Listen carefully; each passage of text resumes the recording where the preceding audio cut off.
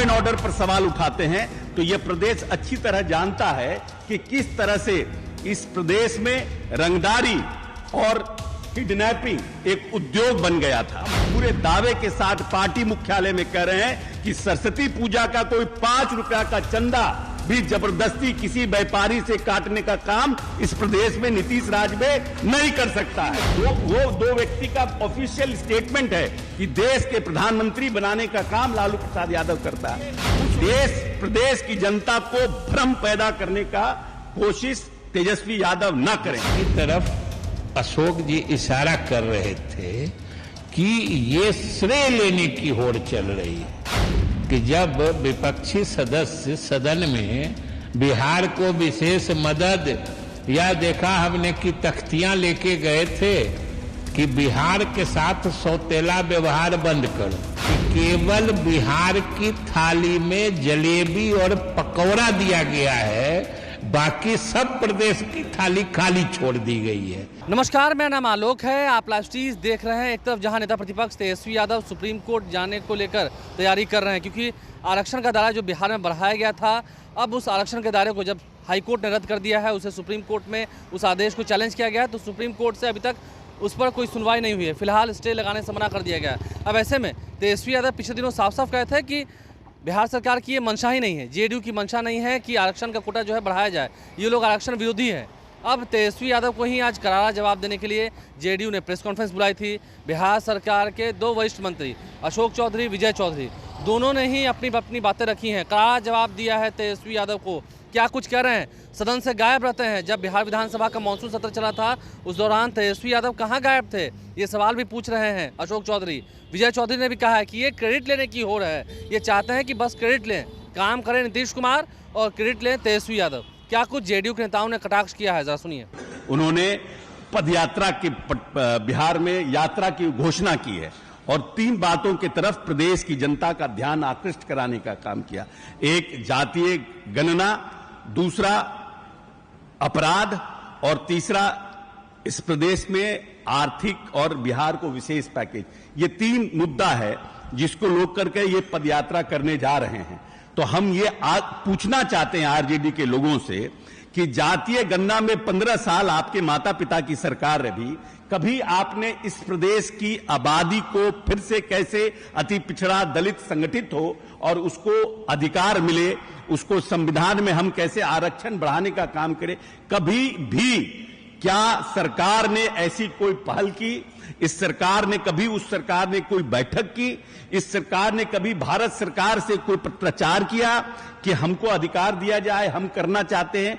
ये नीतीश कुमार का पूरी तरह से सोच थी, जो नीतीश कुमार ने 2-2 बार प्रधानमंत्री के यहां सर्वदलीय बैठक की। दूसरा, जो लॉ एंड ऑर्डर पर सवाल उठाते हैं तो यह प्रदेश अच्छी तरह जानता है कि किस तरह से इस प्रदेश में रंगदारी और किडनैपिंग एक उद्योग बन गया था। पूरे के पूरे प्रदेश के व्यापारी, डॉक्टर और इंजीनियर इस प्रदेश से लापता हो गए। कोई डर से इस प्रदेश में एक गाड़ी भी नया नहीं खरीदता था कि कहां से रंगदारी के लिए फोन आ जाए। और आज हम पूरे दावे के साथ पार्टी मुख्यालय में कह रहे हैं कि सरस्वती पूजा का कोई 5 रुपया का चंदा भी जबरदस्ती किसी व्यापारी से काटने का काम इस प्रदेश में नीतीश राज में नहीं कर सकता है। तीसरा, जो लोग कहते हैं कि विशेष राज्य और आर्थिक पैकेज, विशेष राज्य के लिए आज तक जिसके पास इतनी क्षमता थी कि वो प्रदेश और देश के प्रधानमंत्री बनाने का काम करते थे, वो कहते हैं कि गुजराल जी को उन्होंने ही बनाया प्रधानमंत्री, वो किंग मेकर थे। और उसके बाद एक और प्रधानमंत्री बने, उनके बारे में भी कहते हैं कि हमने बनाया। तो जो व्यक्ति इतना पावरफुल था, लालू प्रसाद यादव, जो खुद क्लेम करते हैं, हमारे नेता ने कभी क्लेम नहीं किया कि हमने देश का प्रधानमंत्री बनाया है, हम देश के प्रधानमंत्री को सहयोग कर रहे हैं, ये कहा है। लेकिन वो दो व्यक्ति का ऑफिशियल स्टेटमेंट है कि देश के प्रधानमंत्री बनाने का काम लालू प्रसाद यादव करता है। उस व्यक्ति ने क्या कभी विशेष राज्य के डिमांड को केंद्र सरकार के पास रखने का काम किया? कभी विशेष के आर्थिक पैकेज के लिए कोई इनिशिएटिव लेने का काम किया? इसीलिए देश प्रदेश की जनता को भ्रम पैदा करने का कोशिश तेजस्वी यादव न करें। यह अकेला नेता है नीतीश कुमार, जिसके पास विकास का विजन है, प्रदेश को आगे ले जाने के लिए एक सोच है और 21वीं सदी का बिहार का जिसने सपना देखा है।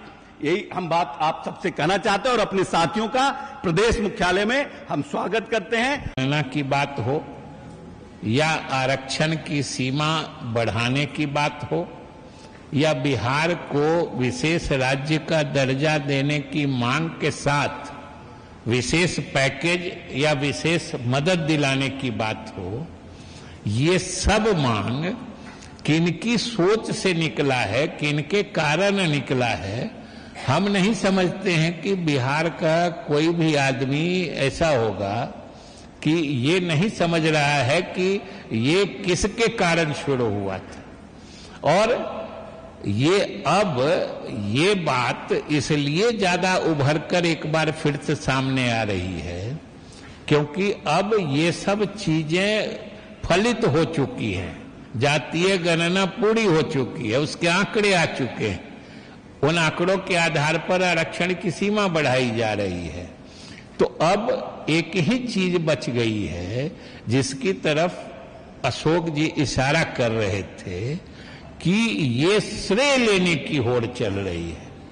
ये सब लोगों को एहसास हो गया है कि जातीय गणना हो गई है, बिहार सरकार ने आरक्षण की सीमा बढ़ा दी और बिहार को केंद्र से जिस डबल इंजन सरकार की बात कहकर लोग मतलब हास्य बनाया करते थे, आज डबल इंजन की सरकार ने यह साबित कर दिया है कि केंद्र की तरफ से बिहार को कैसे अधिक मदद दिलाया जा सकता है, ये हम लोगों के डबल इंजन सरकार ने साबित कर दिया है, ये सब ने देखा है।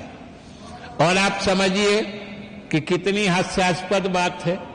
हमने जो अभी विधानसभा सत्र खत्म हुआ है उसमें भी हमने कहा था कि जब विपक्षी सदस्य सदन में बिहार को विशेष मदद या देखा हमने कि तख्तियां लेके गए थे कि बिहार के साथ सौतेला व्यवहार बंद करो।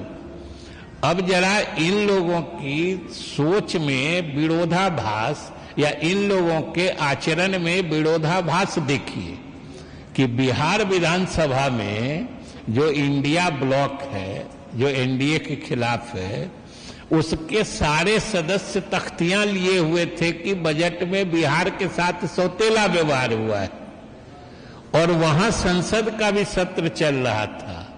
इन सभी दलों के बड़े नेता और राष्ट्रीय स्तर के नेता और सभी सांसद संसद में प्रदर्शन कर रहे थे कि केवल बिहार की थाली में जलेबी और पकौड़ा दिया गया है, बाकी सब प्रदेश की थाली खाली छोड़ दी गई है। ये इन लोगों के सोच और इन लोगों का मतलब जो मानसिक दिवालियापन है, ये और कुछ नहीं है, ये हताशा की निशानी है।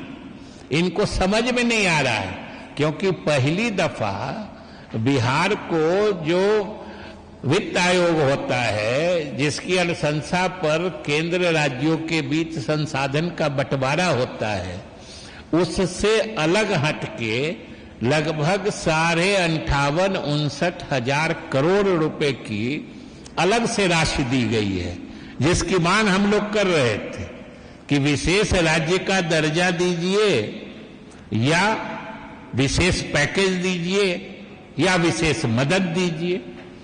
सबका अंतिम निष्कर्ष एक ही होता है कि हम लोगों को विकसित प्रदेश बनने के लिए हमको और संसाधन चाहिए क्योंकि हमारे पास प्राकृतिक संसाधनों का अभाव है। हमारे पास खान खदान या समुद्री किनारा नहीं है, इसलिए हमको विशेष मदद चाहिए।